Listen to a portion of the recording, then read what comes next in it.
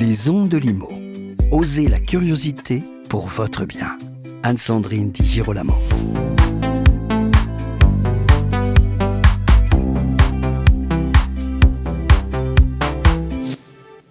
Le squat est une source majeure d'inquiétude pour les propriétaires français, faute de réponses législatives claires et réellement dissuasives dans notre pays.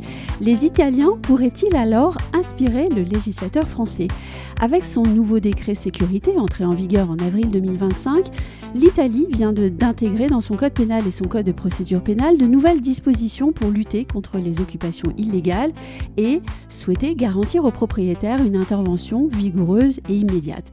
Est-ce que cela a de quoi nous faire rêver ? Eh bien, je vous propose aujourd'hui les réponses de Donato Cirignano, qui est avocat inscrit au barreau de Paris, et de Benevento en Italie.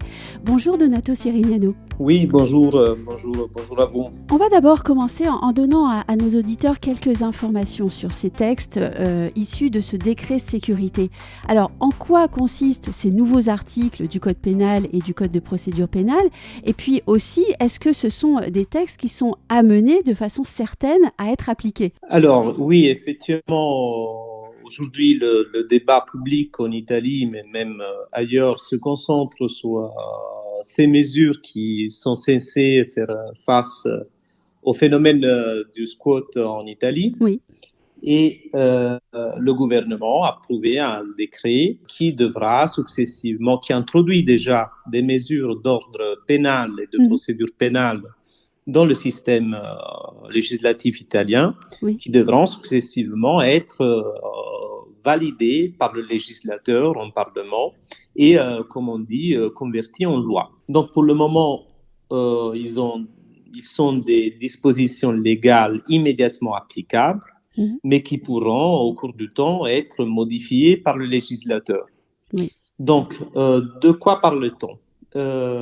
On parle de l'introduction et le maintien dans le domicile d'autrui en Italie, et le décret qu'on appelle Decreto Sicurezza introduit une nouvelle disposition dans le code pénal italien. Cette disposition prévoit justement l'infraction pénale, c'est-à-dire le fait de s'introduire, attention bien, dans le lieu de domicile et d'y s'y maintenir. Oui. Donc, ce que prévoit la norme, c'est le fait, une peine qui est assez sévère. On parle de 2 à 7 ans de réclusion. Mais surtout, ce qui l'intéresse, c'est de savoir comment, une fois constatée l'infraction pénale, oui, comment le système judiciaire italien permet une protection du domicile. Eh bien, c'est là, effectivement, que le décret a innové, parce qu'il a introduit une disposition d'ordre de procédure pénale qui prévoit une réaction plus ou moins rapide de la part des forces de l'ordre. Donc, une fois que la personne qui subisse l'occupation abusive de sa propriété, elle devra généralement porter plainte. Je dis généralement parce que la disposition prévoit que s'il est en état d'handicap ou en état de faiblesse, oui, les autorités judiciaires ou de police peuvent se auto-saisir du dossier, ce qui s'appelle une saisine d'office. Bon, mais généralement, c'est la personne qui doit aller porter plainte, démontrer d'être le propriétaire ou bien avoir un titre concernant le logement, et à ce moment-là, la police peut réagir de 2 façons différentes. La première, c'est quand il ne s'agit pas de la résidence principale de la personne, peuvent aller constater effectivement l'infraction pénale et à ce moment-là, en informer le ministère public italien, lequel devra après demander au juge compétent de donner un décret, de délivrer un décret, que ce soit un décret d'expulsion de la personne. Dans le cas où, en revanche, il s'agit de l'occupation abusive de la résidence principale, eh bien, dans ce cas, la police peut immédiatement expulser la personne, donc se rendre sur place, constater l'infraction, donner l'ordre à la personne qui a occupé, donc le squatteur, de libérer l'immeuble et s'il ne le fait pas, de l'expulser avec la force. Bien évidemment, même dans ce cas, la police, les officiers de police, ils devront rédiger un PV qui sera transmis au ministère public, que de toute façon doivent l'autoriser, et successivement, l'opération devra être convalidée toujours par l'autorité judiciaire, c'est-à-dire par un juge. Donc oui, effectivement, l'Italie se donne des instruments légaux et de procédures pour faire face à ce phénomène. Après, effectivement, il faudra d'une part considérer que les dispositions légales dont on parle devront être convalidées, quand même peut-être modifiées par le législateur. Et d'autre part, il faudra aussi se questionner quant à l'efficacité des mesures, parce qu'effectivement, ce qui paraît être efficace actuellement, tel qu'a été prévu, c'est le squat de la résidence principale. Oui, effectivement, dans ce cas, on donne plus de pouvoir aux services de police et on demande même aux autorités judiciaires qui devront valider l'expulsion qui était mise en place par les services de police, elles devront valider avec une décision qui devra être prise rapidement, c'est-à-dire dans les 48 heures. Oui. Mais je réfléchissais sur ça, quand même que, en fait, à part les résidences principales, il y a les résidences secondaires, ce qu'on appelle domicile en sens large du terme. Et l'investissement locatif aussi.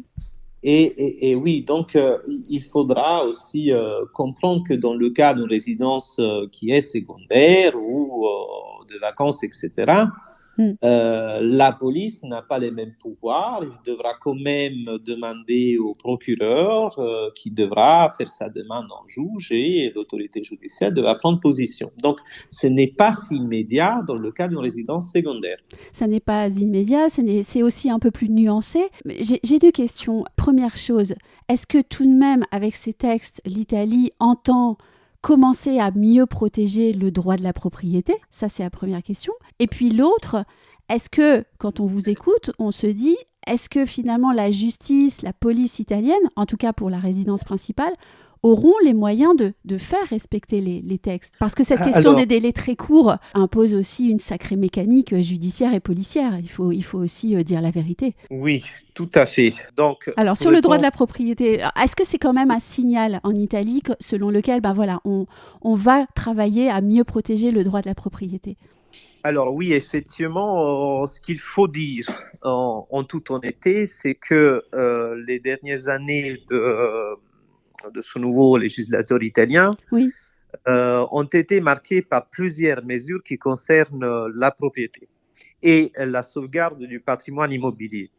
Donc d'un côté, il y a eu un décreto qui s'appelle le décreto Sauve-Maison, Salva Casa. Bon, c'était effectivement un premier décret qui a introduit des mesures pour régulariser d'un point de vue urbanistique et d'un point de vue de conformité urbanistique certaines difformités qui sont plus ou moins présentes sur les immeubles en Italie, sur une partie des immeubles en Italie. Donc, clairement, il y a une volonté manifeste de valoriser d'un côté le patrimoine immobilier et de l'autre aussi de le protéger. Donc, on va dire que ce décret Sicurezza va s'insérer plus ou moins dans cette volonté du législateur et dans cette optique. Après, à part les intentions, il faut aussi vérifier d'un point de vue de l'efficacité des dispositions.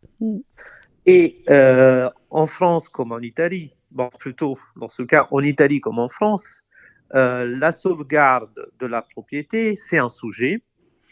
Les débats qui concernent la protection du locataire et du bailleur c'est un sujet, et bien évidemment, c'est un sujet aussi le phénomène lié à l'occupation abusive des immeubles, notamment dans une situation, dans un contexte où il y a de moins en moins de logements et il y a aussi une croissance de le phénomène de l'occupation abusive. Donc, si on va analyser ce point de vue, effectivement, il y a maintenant, le législateur a introduit des dispositions légales, et je me répète, s'il s'agit d'une résidence principale, effectivement, on essaie de donner plus de pouvoir aux forces de l'ordre, à la police, pour intervenir. Après, s'il s'agit d'une résidence secondaire, voilà, il y a quand même une autorité judiciaire qui doit faire face à l'analyse du dossier.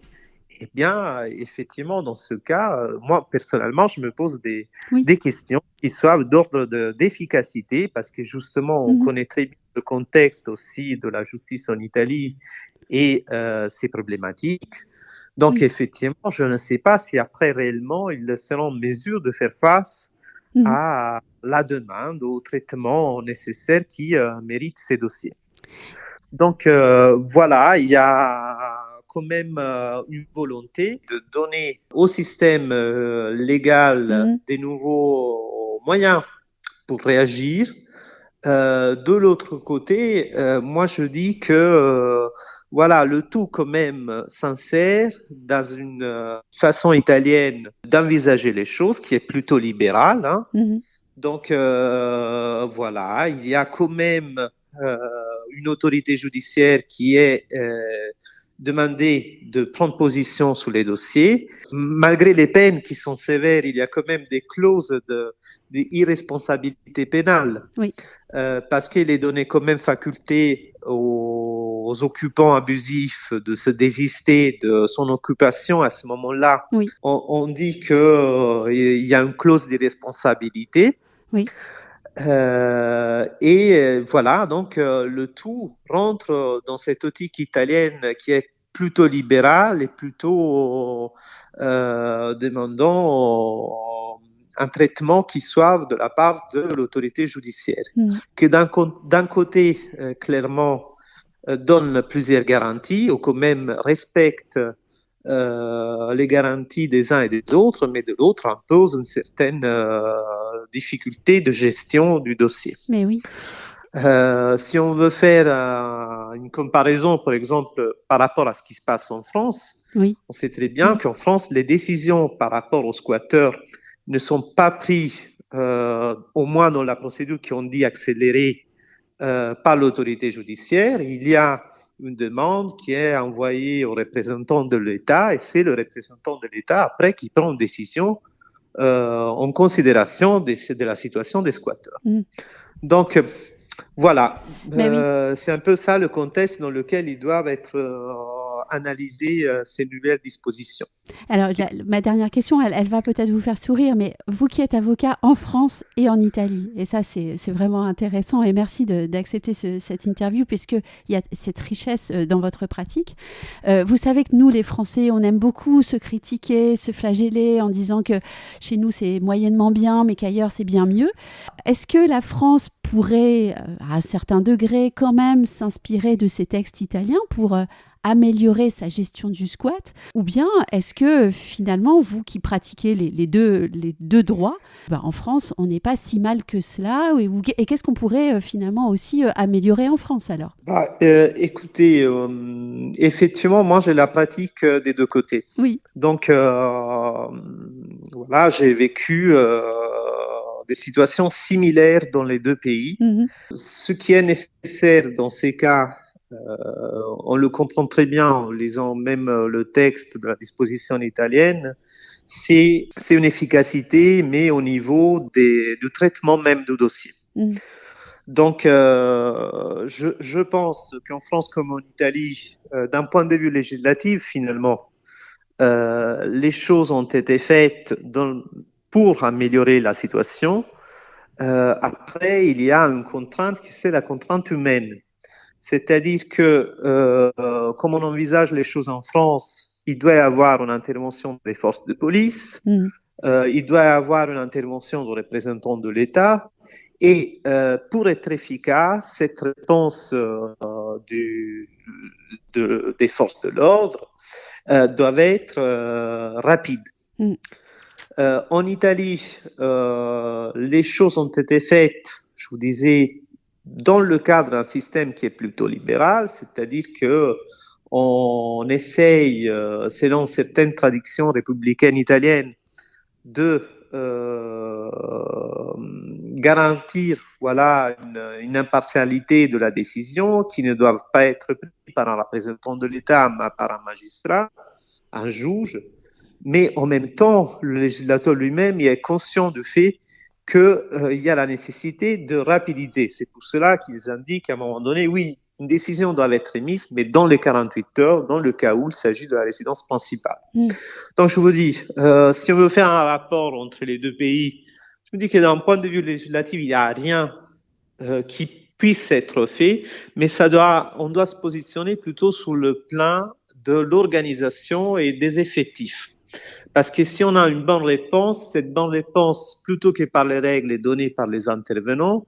Les instruments, ils sont déjà sur la table, mais effectivement, il y a besoin de plus de moyens pour pouvoir intervenir. Et bien évidemment, de notre côté, il faut quand même que les gens soient parfaitement informés de leurs droits. Oui. Et ça, c'est autre chose encore, parce que souvent, sur mon bureau, il y a plusieurs cas où effectivement les gens ils sont complètement désinformés et n'arrivent pas à réagir avec la vitesse nécessaire qu'une situation de ce genre demande. Et oui, et on en revient à la question de la preuve en fait. Ouais. Exactement. Merci Donato Cirignano de vos réponses. Alors ici c'était une première, mais je suis persuadée qu'on va trouver l'occasion d'échanger ensemble encore sur ces questions de droit comparé France-Italie qui sont vraiment toujours éclairantes. Ça sera avec plaisir de ma part en tout cas de pouvoir amener un peu de mon expérience dans le secteur, essayer d'analyser avec vous. Oui, effectivement, notamment dans le droit immobilier, c'est des pays qui sont assez similaires et notamment, je répète, dans la protection de la propriété, c'est un sujet c'est un sujet chaud en fait dans les deux pays. Mais oui. Et qui intéresse beaucoup et les gens justement attendent aussi que de la part des autorités et du législateur il y a des réponses claires. Oui, donc merci beaucoup Donato Cirignano. Et quant à vous qui nous écoutez, je vous remercie de votre attention, de votre écoute fidèle et je vous dis à très vite pour un nouvel épisode. Retrouvez les Ondes de Limo sur ondedelimo.com, les réseaux sociaux et la newsletter.